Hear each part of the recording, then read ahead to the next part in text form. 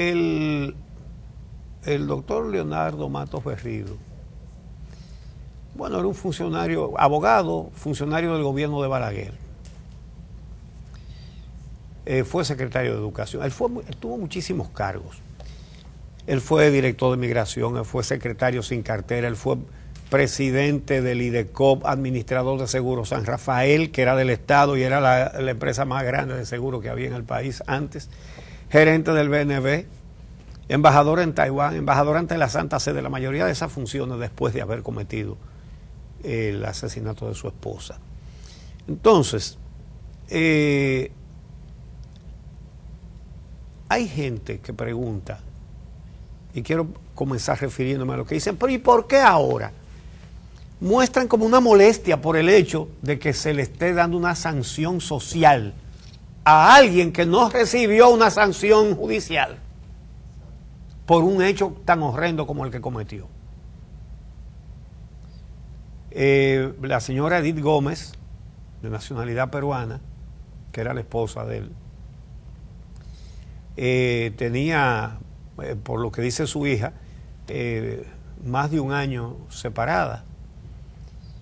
Y dice que la noche del 31 de octubre de 1982, por primera vez, aceptó salir con un pretendiente.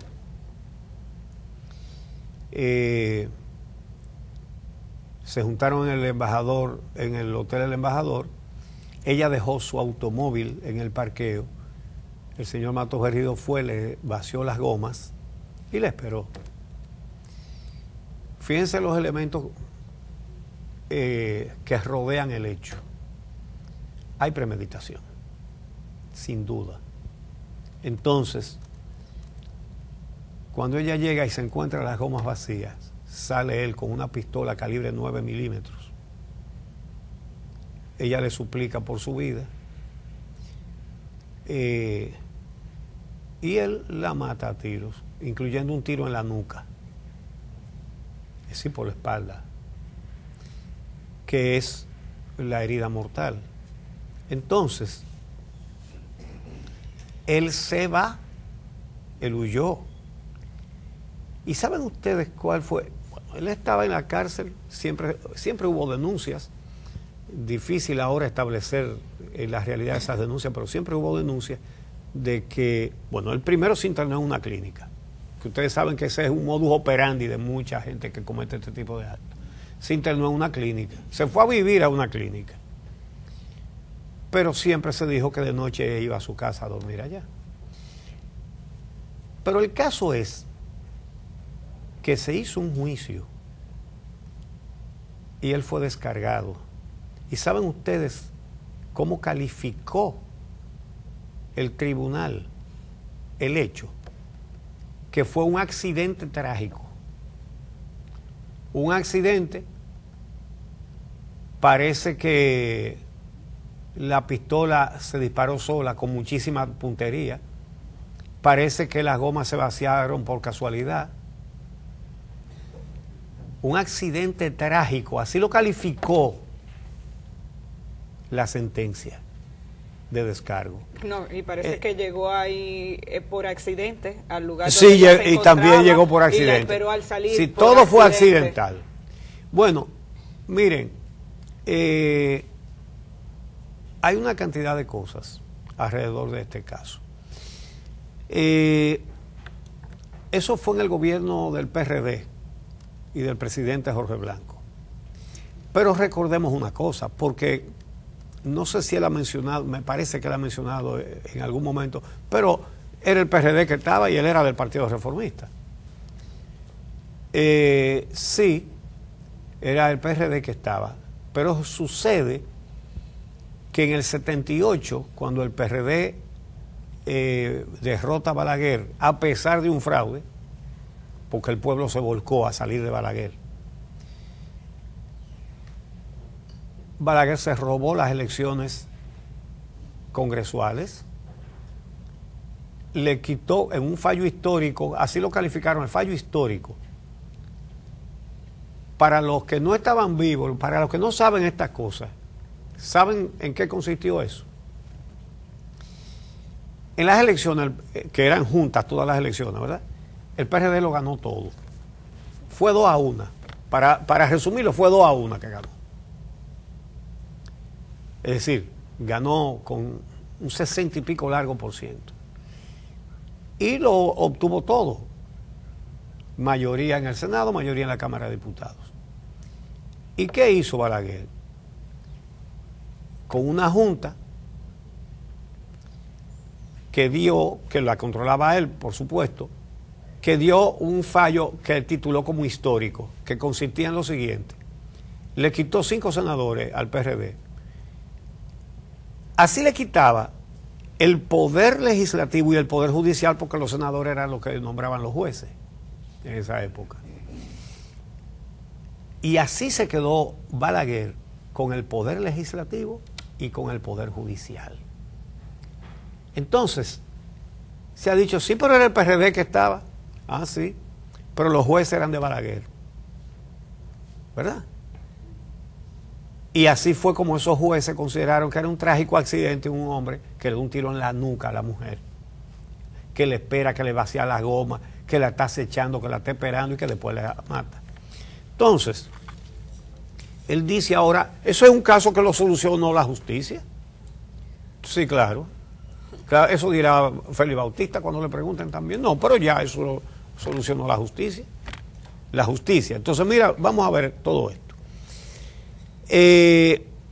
Dijo, Mato Garrido dio declaraciones ayer. Dijo que él no sabe si le quieren hacer una maldad a él o al béisbol dominicano al traer eso por los moños. Por los moños. Entonces, algunas personas que dicen, ¿y por qué ahora? Él duró 26 años al frente de la liga y nadie dijo nada. ¿Por qué ahora? Pero es que les molesta, porque lo que yo pregunto, ¿y por qué no ahora? ¿Por qué no? Explíqueme, ¿por qué no? Entonces, ¿qué por qué ahora? Le voy a decir por qué. Porque gozó de impunidad primero. Porque después de esos hechos, él fue hasta embajador ante la Santa Sede y se enviaron protestas a la Santa Sede y la Santa Sede lo admitió como embajador. Ustedes saben que el país receptor de un representante diplomático tiene la facultad de... para admitirlo tiene que dar un placet, se llama. Y un Estado puede simplemente no dar el placet si no quiere un embajador por cosas mucho menos que estas, con más razón con este tipo de cosas. Entonces, él fue embajador ante la Santa Sede, fue embajador en Taiwán. La mayoría de las funciones fueron ahí, pero él fue juez de la Junta Central Electoral, él fue juez titular. Después de todo esto, porque era ideal para Balaguer. Cuando le hicieron el fraude a Juan Bosch en el 1990, él era juez titular de la Junta Central Electoral. Le hicieron un fraude a Juan Bosch. Pero Leonel Fernández escribió un libro sobre ese fraude electoral que después lo recogieron. El libro lo recogieron, yo lo tengo. Entonces, pero además, Uchi, las declaraciones de Matos Berrido a varios medios de comunicación ayer demuestran la importancia que tiene la acción de los ciudadanos durante estas 2 semanas y por qué era necesario retirarle, que no se le otorgara ese reconocimiento, porque es una persona que no muestra arrepentimiento alguno sobre lo que ocurrió, más bien lo justifica y le pasa por encima como si no hubiera hecho absolutamente nada, como si una mujer fuera un objeto. Y evidentemente la impunidad es lo que trae como consecuencia que la gente se entienda que puede colocarse por encima de la ley. Yo recogí por lo menos dos testimonios de él. Uno hecho a Martín Rodríguez, cronista deportivo, donde él le decía, no sé si me quieren hacer daño a mí o al béisbol, que lo repitió en varias declaraciones. No. Su reconocimiento le hace daño a la familia dominicana. Pongamos esto claro. Y a la intención que tiene esta sociedad de cambiar los parámetros que tenemos sobre la formación de los hombres y la manera en que la mujer debe ser tratada en esta sociedad. Eso sí hacía daño, hacerle un reconocimiento a un feminicida. Entonces, decía, porque el accidente en el que yo me vi desgraciadamente involucrado ocurrió hace 36 años. él sigue calificándolo como un accidente y dice que como él se desempeñó bien en la liga durante 26 años, que no entiende por qué no lo pueden reconocer. Y unas declaraciones que recoge el periódico El Día, él dice, en realidad no es lógico que la liga y yo perdamos tiempo en esas cosas. Sí. Porque si querían dedicarme al torneo era por el trabajo que hice hace 26 años. Los hechos que me imputan fueron, según ellos mismos dicen, cuando me eligieron en la liga, hace tiempo, dice, cuando me eligieron en la liga, los directivos sabían de ese incidente en el que desgraciadamente me había visto involucrado. Pero no es como ella lo pinta, porque incluso hasta hubo una sentencia de descargo emanada del tribunal. Lo que él no dice, bajo qué condiciones logró esa sentencia. Pero fíjate que él no menciona a la víctima. ¿Te has dado cuenta que en todas esas declaraciones no la menciona? Dice, trajeron eso por los moños. Yo me vi involucrada. Él habla yo. La víctima no cuenta. Entonces, fíjate, oye estas otras palabras. Dice, lo que han dicho es muy distinto a lo que realmente ocurrió. Entonces, me da mucha pena porque veo que es una manera más de demostrar la pérdida de valores de nuestra sociedad actual. Lo bueno que tiene todo esto que ha sucedido es que hemos visto cómo ahora están vigentes cada vez más los valores, no porque lo ha puesto la autoridad, no, porque los está poniendo en vigencia la gente. Entonces, otra cosa que él dice, que a él le apena mucho esta situación, porque él es un padre de familia, abuelo de 23 nietos. Sí, él es un padre de familia. De una familia incompleta, porque él la descompletó. A tiros. Él la descompletó. Esa madre fue arrancada de la vida. Sus hijos, sus hijas, se quedaron sin madre porque él los dejó sin madre. Entonces, él habla de la familia cuando él cercenó esa familia. Quitó la otra parte fundamental de esa familia. Obviamente, sus hijos solamente han tenido la voz de él, la versión de él, y siendo una persona que todavía a todos nos quiere decir que un accidente y que la justicia lo resolvió y que eso lo traen por los moños. Figúrate tú. Evidentemente, como no hubo sanción en aquel momento, porque no la hubo, no es una persona que ni siquiera cumplió una condena por los hechos que se conocen. Si le hubieran cantado 20 años o 15, vamos a decir, no es que con eso pagaba lo que hizo, pero al menos tú dirías, bueno, pero cumplió una sentencia. Claro. Ok. Y ahora ha mostrado ser un ciudadano tal o cual, o algún tipo de reforma, exactamente. En su pensamiento, pero no, es evidente que no se ha transformado. No, aprovechó los recursos del poder al que él les sirvió muy bien, ¿verdad?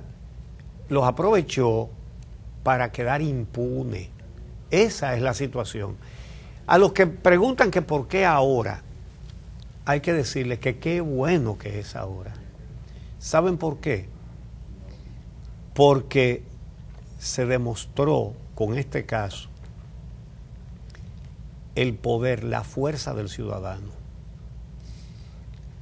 Esa fuerza el ciudadano siempre la ha tenido, lo que pasa es que la ha usado muy poco. Muy poco. Y esto es muy importante que suceda. Él gozó de impunidad porque se le dio la justicia balaguerista, porque se lo dieron también desde el poder otros actores de otros partidos. Ahora, 36, 38 años después, la gente dice, a un feminicida no. Y resulta que ¿de qué vive la Liga Dominicana de Béisbol Profesional? Vive de usted. Y si usted no va al play, mire, entonces usted tiene un poder que ha ejercido ahora. Según lo que nos han contado, al acto que iban a hacer hoy en un restaurante para hacerle un homenaje previo a la dedicatoria del torneo, había cantidad de mujeres que iban para allá con pancartas y cosas. Bueno, yo no sé qué hubiera pasado ahí. Lo mejor que hicieron fue echar para atrás. Y qué bueno que la Liga escuchó. Y qué bueno que escuchó, claro que sí. Qué bueno que la Liga escuchó, rectificó, y qué bueno que Vladimir, cuando se le contactó, también aceptó el reconocimiento por las razones que dijimos anteriormente, porque se lo merece. Y además, otra cosa, el principal patrocinador del campeonato de béisbol es el Banco BHD, que ayer puso un comunicado que fue prudente como lo tenía que ser, ¿verdad?, por la relación que tiene con la liga, pero fue bastante claro. Ellos no estaban nada a gusto con eso. Entonces, todas esas son expresiones que es muy oportuno. ¿Por qué ahora? Porque ahora hay una conciencia que no la había cuando él cometió ese crimen. Porque en esa época se hacían válidos los argumentos de que siempre tratan de culpar a la víctima. Y porque antes se podían silenciar muchas cosas, silenciando 3 periódicos, 4 periódicos. ¿Y eso no significa que no haya habido protestas, Uchi? Hubo sectores feministas. Óyeme, sí. Eso es importante. Pero acabo de referir que cuando lo nombraron embajador en la Santa Sede, hubo muchísima gente que escribió. Claro. Entonces, ¿pero qué pasa? Que ahora hay redes sociales. Y cada persona, como lo hemos explicado varias veces aquí, no solamente es un receptor de información, sino también un emisor. Es receptor de informaciones y de opiniones, y es emisor de informaciones y opiniones. Entonces, si hubiera habido celulares cuando él cometió ese hecho de sangre contra la madre de sus hijos, la cosa no hubiera sido tan fácil.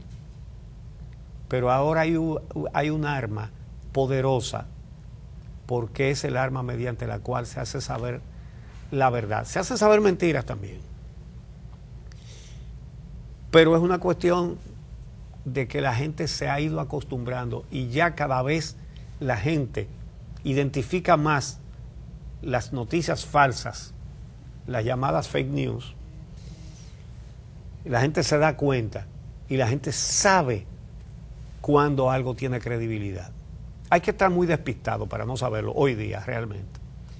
Entonces, qué bueno que la gente se expresa, qué bueno que la Liga Dominicana dijo, atiza, ¿en qué nos hemos metido? Denle para atrás a eso huyendo. Tuvieron que devolverse. Qué bueno que lo hicieron. Y qué bueno que todos vamos a disfrutar de la pelota. Figúrense ustedes, por ejemplo, nosotros somos aguiluchos.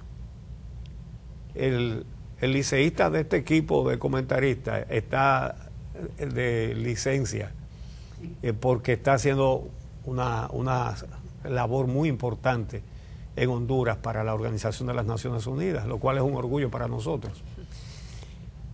¿Usted cree que Javier iba a ir al play? ¿Usted cree que Amelia iría al play? ¿Usted cree que yo iría al play?